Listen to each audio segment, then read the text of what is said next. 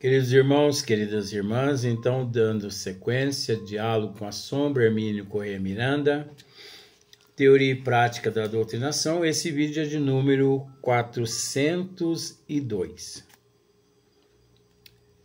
A sequência, mas antes da sequência, olha lá para você ver o quadro, não terminou. É lógico que eu trabalhei pouco nele também hoje. Eu não mexi, se eu trabalhei nele foi uma meia hora só também. Não mexi mais. Preguiça, sabe? Você viu como que eu sou? Deixo registrado isso tudo, né? Preguiça. Outra coisa que eu queria deixar registrado é naqueles, né, que quiserem e que moram em São Sebastião do Paraíso. No dia 23 agora, no Centro Espírita Dr. Bezerra de Menezes, um nosso amigo que chama Prínio Oliveira, ele fará uma apresentação no Centro Dr. Bezerra de Menezes, aqui em São Sebastião do Paraíso, às 20 horas. Eu, por ser amigo do Prínio, eu por conhecê-lo, eu por conhecer o trabalho dele, eu pediria a você que não deixasse de comparecer na palestra. É uma palestra musicada, né? É uma palestra com músicas. Então ele vai contando histórias e ao mesmo tempo fazendo uso do seu teclado. Em alguns lugares tem piano, mas aqui eu acredito que ele vai fazer uso de um teclado dele. Então é coisa de outro mundo, né? São palestras, é uma palestra com música, né? Então, olha, começa às 20 horas. Eu acredito que às 21h30, mais ou menos, nada, não mais que isso, já tenha terminado já essa exposição dele. Então, se você já o conhece, retorne, né, para revê-lo. Se você não o conhece, não perca a oportunidade. Depois que você for, você vai se lembrar do que eu estou dizendo. Depois que você for, você vai se lembrar do que eu estou te dizendo. Então vale a pena. É um ser, é um espírito nobre, é um ser de outro mundo, é um missionário. Segundo Chico Xavier, segundo Divaldo Pereira Franco, haverá se a humanidade soubesse quem está ali por detrás daquele corpo físico. Então, fica aí, né, o registro. São poucas pessoas, né, que assistem os nossos vídeos, mas não tem problema. A nossa intenção é aquela passada pelo professor Eurípides Barçanufo. Nós priorizamos a qualidade e nunca que a quantidade. Porque tem pessoas que priorizam muito a quantidade, mas o conteúdo é zero.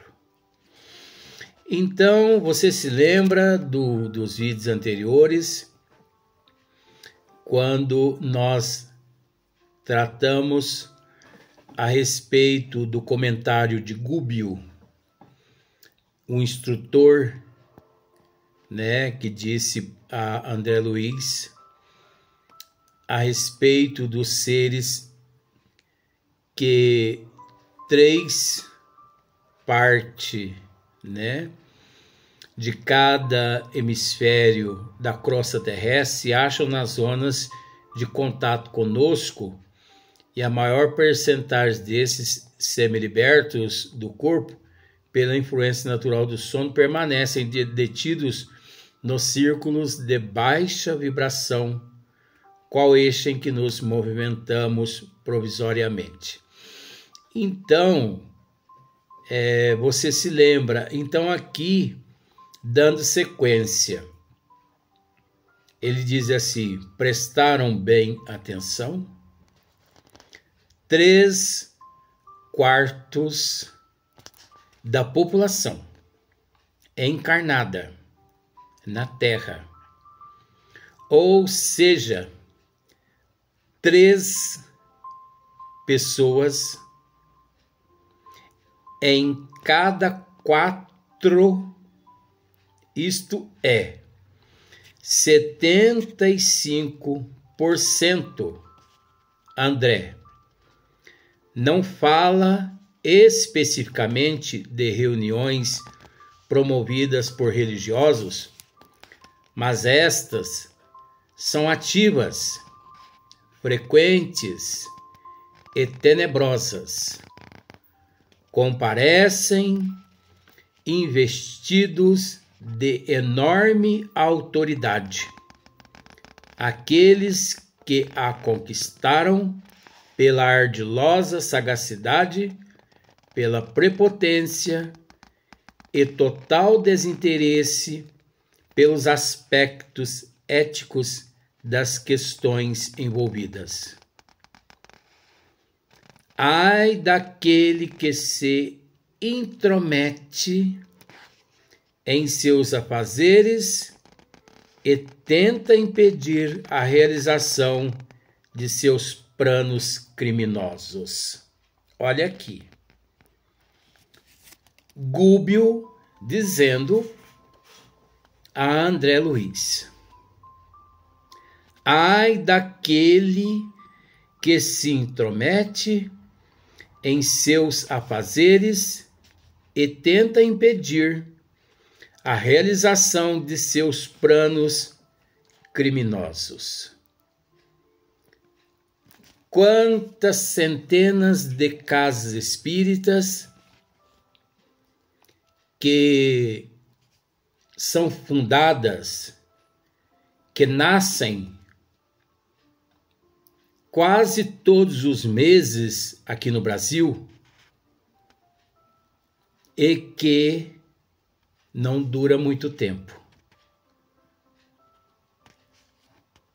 Surge de repente e desaparece também de repente. Desaparece o conteúdo. Desaparece o conteúdo doutrinário. Desaparece as instruções. Desaparecem a responsabilidade e o compromisso. Então, quantas centenas de casas espíritas nascem todos os meses? E quantas centenas de casas que vão à falência praticamente todos os meses? Por quê? Por que que muitas casas se fecham? Casas espíritas. Eu conheço muitas casas espíritas no Brasil que se fecharam. Por quê? Porque começaram através da prática e não através da teoria. Começaram através das obras místicas, através do esoterismo, do misticismo. E é natural que, por falta de conhecimento das obras básicas, essas pessoas, sem conhecimento nenhum, eu vou usar passado, ousaram a meter a mão, o termo seria esse mesmo, em caixas de moribundo. Caixas de moribundo no sentido não tendo conhecimento nenhum de como lidar com as trevas, de como lidar com os obsessores, de como lidar com esses espíritos sofredores nessas regiões umbralinas. Então, sem conhecimento de causa, a pessoa parte achando que estarão ajudando, achando que estão ajudando, mas sem conhecimento de causa. É um perigo imenso. Então as pessoas, eles partem para ajudar, mas eles não têm conhecimento, não têm amor, não têm disciplina, benevolência, indulgência, paciência, tato, caráter, moral. Qualidades, atributos esses essenciais, fundamentais para manter uma casa espírita ali o seu funcionamento. O grupo homogêneo. Muitas pessoas perguntam-me: Luiz, por que você não monta um grupo de desobsessão na casa espírita onde você trabalha? E eu sempre procuro me esquivar-se das pessoas que me fazem essas perguntas. Porque, por falta de conhecimento, as pessoas acham que montar um grupo de desobsessão é convidar o Sebastião, o Benedito, enfim, que trabalha ali na casa, e pôr eles sentados ali à mesa, né? E apontar assim: recebe o espírito que está aí do teu lado. Não é assim, não. Não é assim. Nós estamos acompanhando desde o princípio, neste livro aqui de Hermínio Miranda, a formação do grupo, a fundação de uma casa espírita, os estudos básicos da doutrina dos espíritos, o grupo homogêneo. Nós estamos trabalhando nesse grupo aqui. Olha o nome: Teoria e Prática da Doutrinação. Nós já trabalhamos nesse grupo aqui a responsabilidade do grupo, dos médiuns, do presidente, do doutrinador. Nós já trabalhamos nesse livro aqui a responsabilidade de todos os integrantes na casa espírita. Então, eu vou usar um termo aqui para ficar registrado assim, ó, de modo que a mensagem está aí. De modo que não é pegar o Zé, o Benedito, o Antônio e pôr sentado e dizer: recebe o espírito aí. Porque não é assim. É necessário disciplina, responsabilidade, compromisso, bastante dedicação, renúncia, amor, conhecimento, caráter, benevolência, indulgência. Então, a casa que nós trabalhamos, nós não temos o trabalho de desobsessão. Não temos lá muitos trabalhos.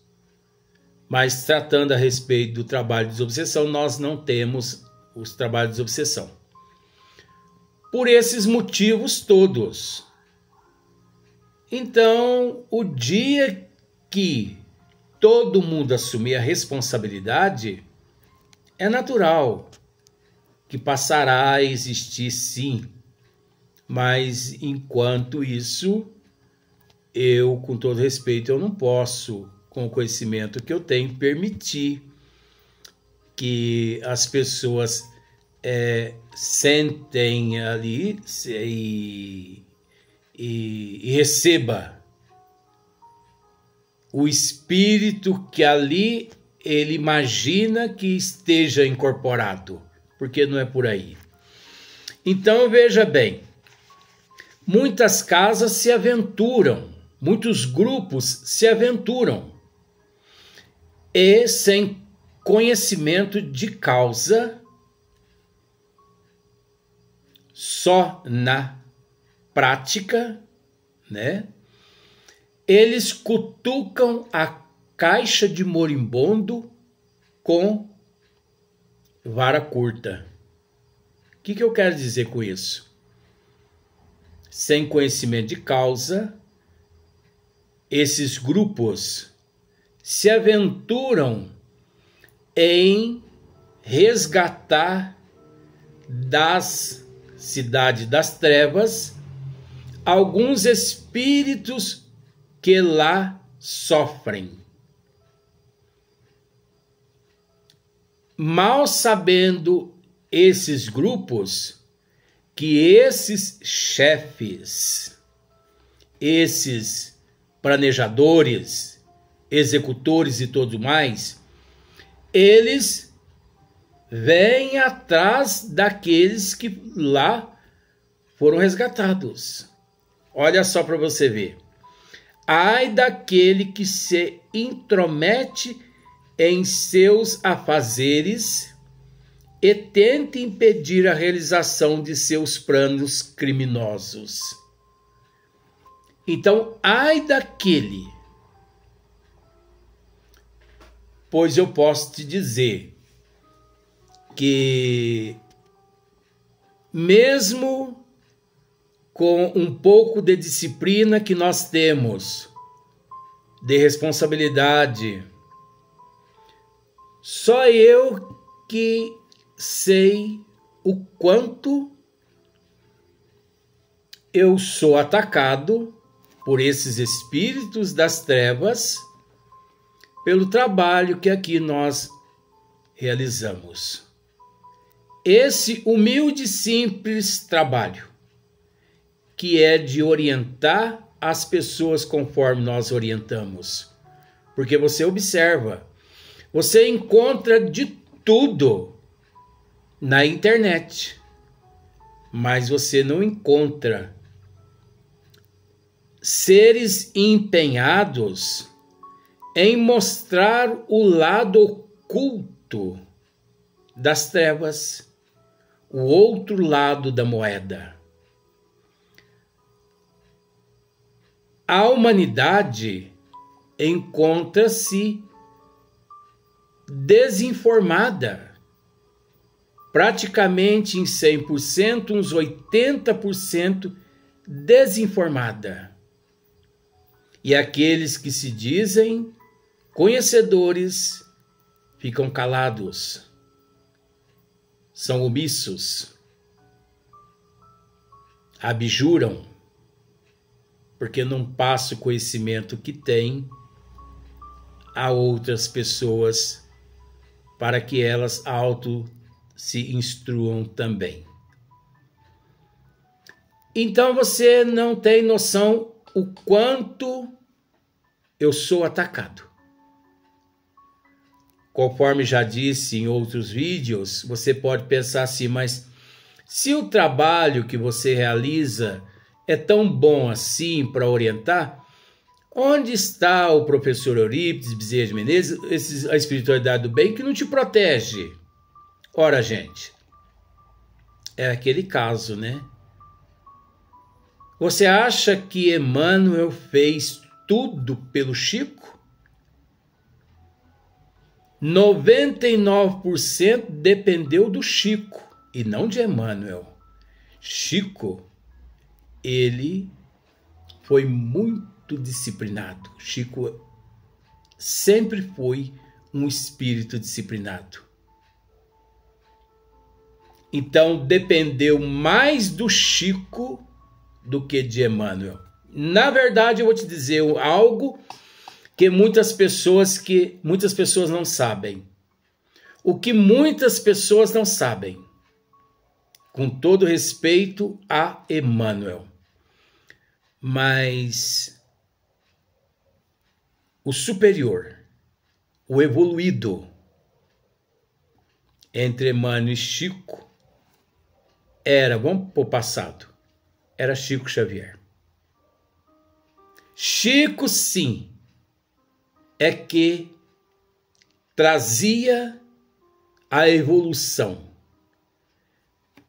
Dentre Chico e Emmanuel, Chico era o mais evoluído dos dois. 100, 200 vezes mais evoluído que Emmanuel. Você pode me chamar de louco, não tem problema. O importante é que eu tenha a oportunidade de amealhar essas informações nos estudos que frequento algumas noites por semana na pátria espiritual.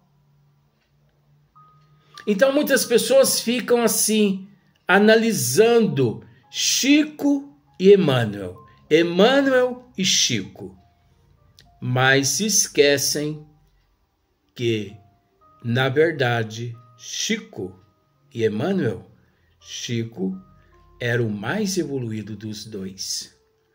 Tanto é que ficou acertado que, dentre os dois, Chico reencarnaria e Emmanuel, na pátria espiritual, ficaria lhe protegendo de lá, porque de lá é muito mais fácil para o espírito socorrer em partes aquele que está no corpo físico.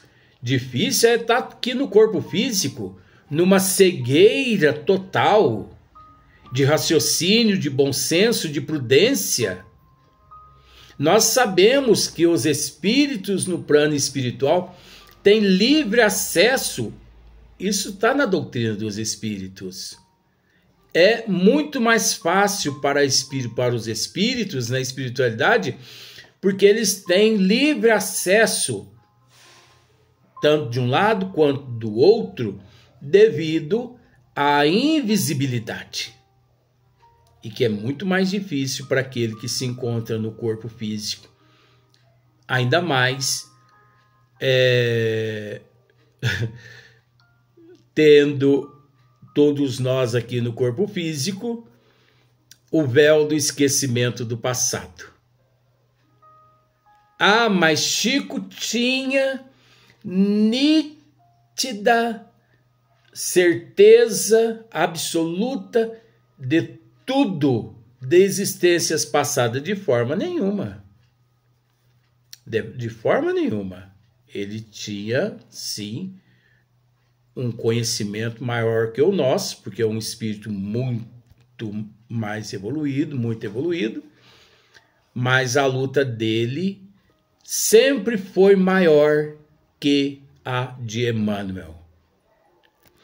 Então, é preciso entender que é necessário essa postura de disciplina antes de fundar uma casa espírita, de conhecimento, essa postura de caráter, de moral, de responsabilidade, de compromisso.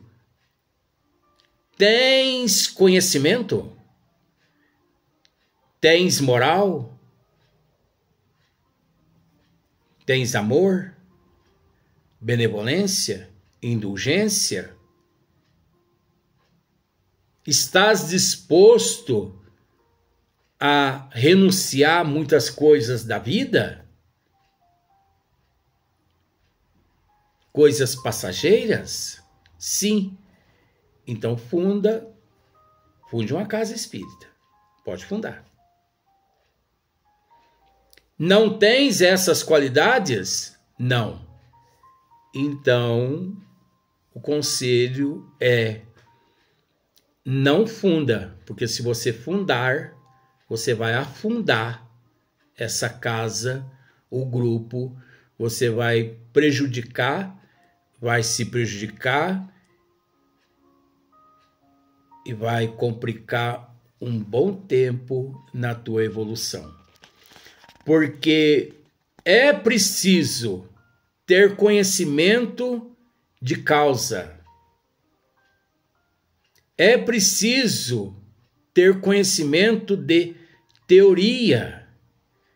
É preciso, juntamente com a teoria, prática, lado a lado. É prática e teoria e prática, assim sucessivamente. Aqueles grupos que optam só pela prática, eles partem para o misticismo, para os pactos com esses espíritos obsessores, esses espíritos das trevas, que se dizem representantes. E pode ter certeza-se de que, com o passar do tempo, desmorona tudo sobre a cabeça, sobre o ombro daqueles indivíduos. Vamos para o próximo vídeo.